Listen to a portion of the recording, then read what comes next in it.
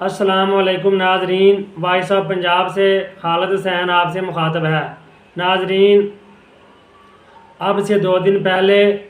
Supreme court of Pakistan ने खान साहब के हक़ में एक फ़ैसला सुनाया कि खान साहब की तबीयत बहुत नासाज है और उन्हें 2 दिन के अंदर अंदर शिफा हस्पताल मुंतकिल किया जाए और 1 महीने तक उन्हें वहाँ एडमिट रखा जाए और उनका इलाज मुआवजा किया जाए। तो हुकूमत शुरू दिन से ही इस फ़ैसले के रास्ते में रोड़े अटका रही थी और उसके पेट में ये मरोड़ उठ रहे थे कि खान साहब को जेल से निकाल कर हस्पताल मुंतकिल करने का आर्डर क्यों जारी हुआ है। कहीं ऐसा तो नहीं कि खान साहब की ताकतवर हलकों के साथ डील हो गई है। और 2 दिन हुकूमत काफ़ी परेशान रही, काफ़ी इज़्तिराब में मुब्तला रही और इसी वजह से इन्होंने इसी बुखलाहट में सुप्रीम कोर्ट में जाकर इस फ़ैसला के ख़िलाफ़ नज़रसानी की दरख्वास्त भी दायर कर दी और बाद में अगले दिन ही वो दरख्वास्त वापस ले ली। और 2 दिन ये सोचो विचार करती रही हुकूमत क्या है कि इस फैसले पर अमल दरामद करें या ना। खुदा करके 48 घंटे के बाद हुकूमत ने चारों ने चार इस फ़ैसले पर अमल दरामद करने का फ़ैसला किया।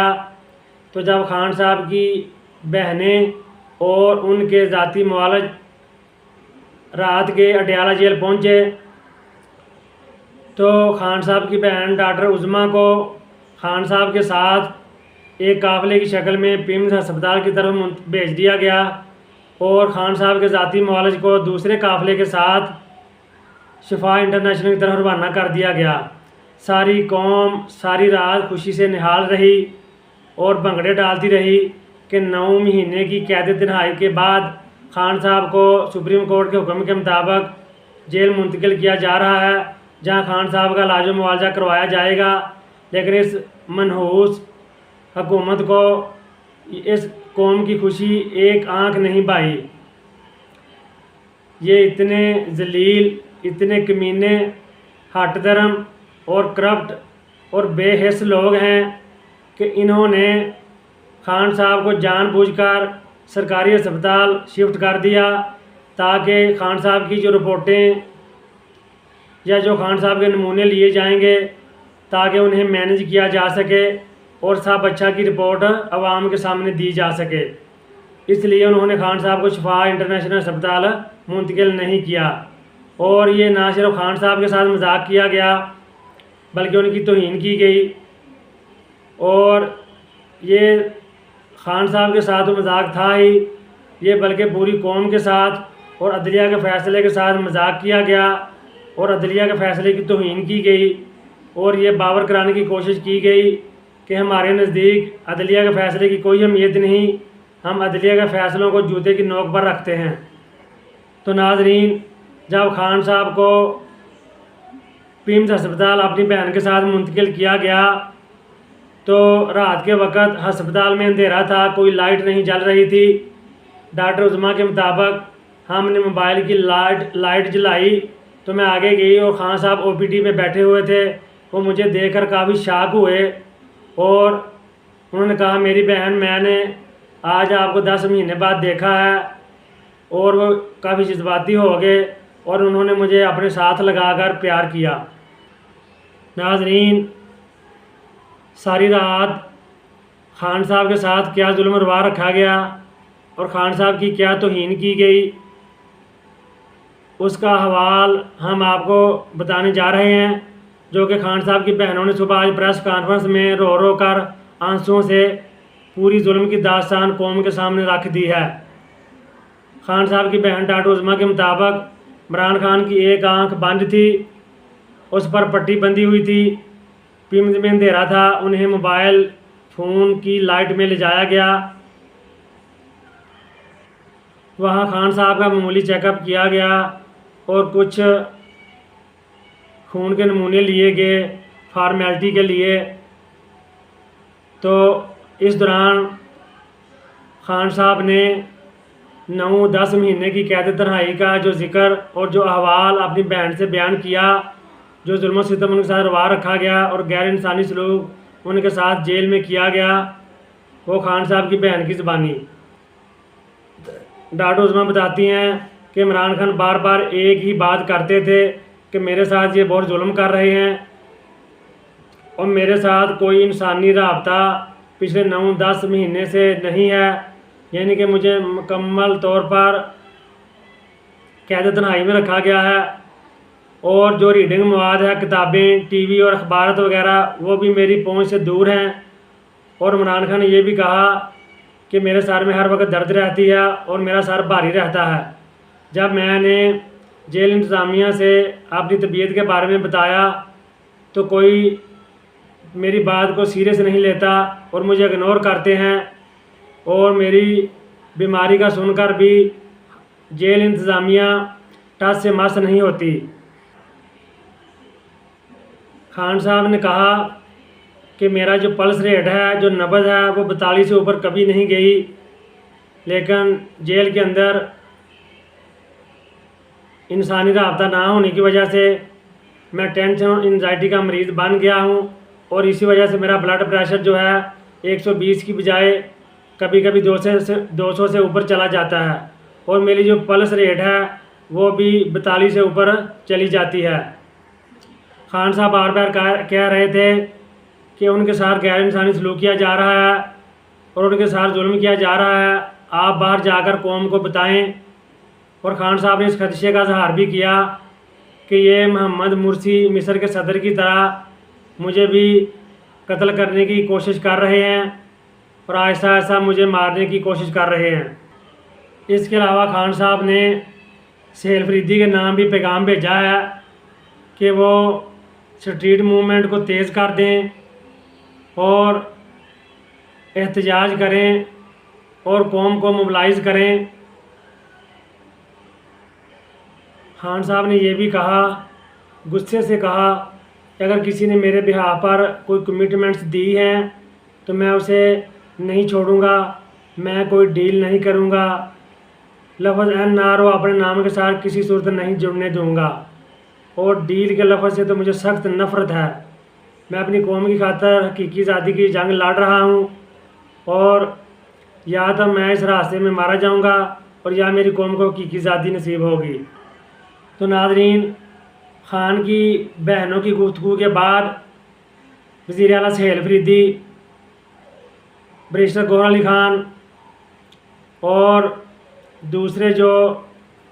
PTI के रफ़क़ा थे वो भी वहाँ मौजूद थे, उनमें सलमान अकरम राजा भी मौजूद थे और उन्होंने बारी बारी गुफ्तगू करते हुए बड़े गुस्से के साथ, बड़े जज्बाती अंदाज में हुकूमत से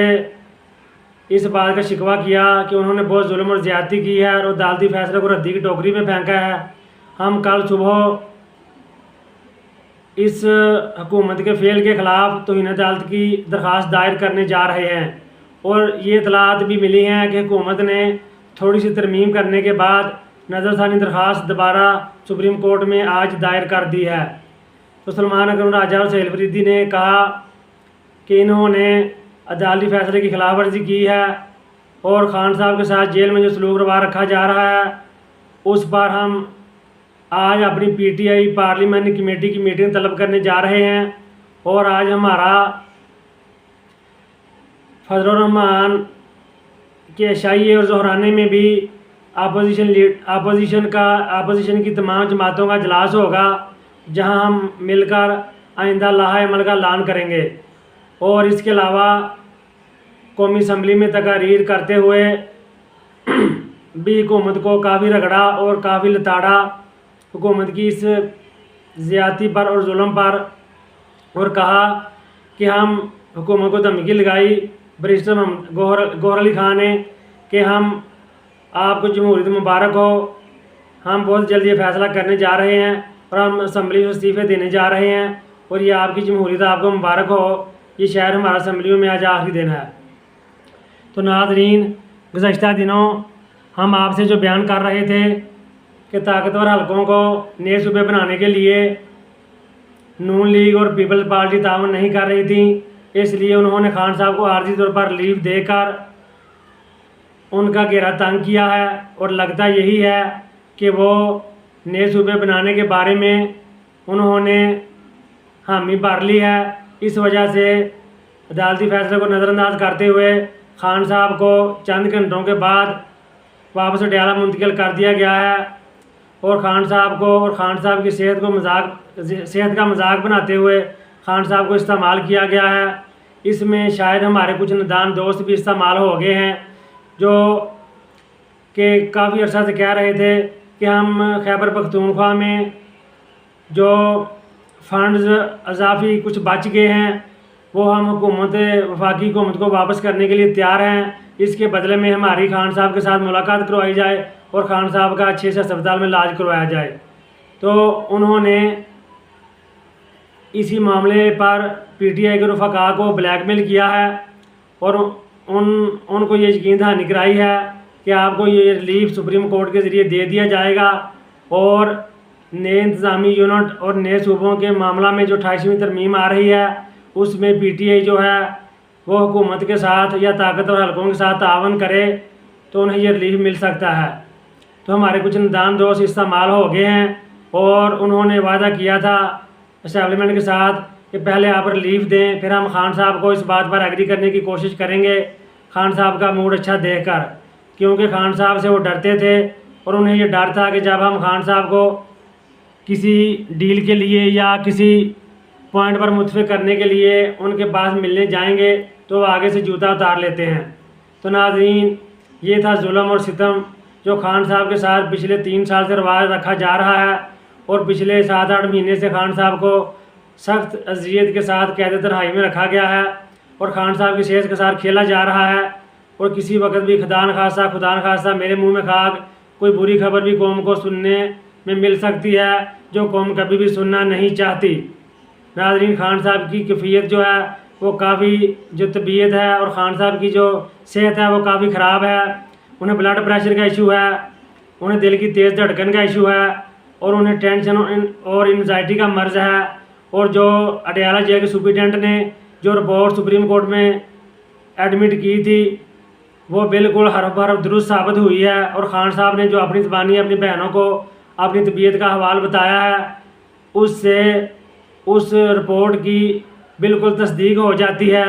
मैं अपनी पूरी कौम से ये रिक्वेस्ट करना चाहता हूँ और हाथ जोड़कर ये गुजारिश करना चाहता हूँ इससे पहले कि बहुत देर हो जाए, आप होश के नाखन लें और खान साहब के लिए सड़कों पर निकलकर भरपूर एहतजाज रिकॉर्ड करवाएं और हर गली और हर चौक को बंद कर दें। और अगर लॉन्ग मार्च और धरने की कॉल 27 सितंबर को दी गई है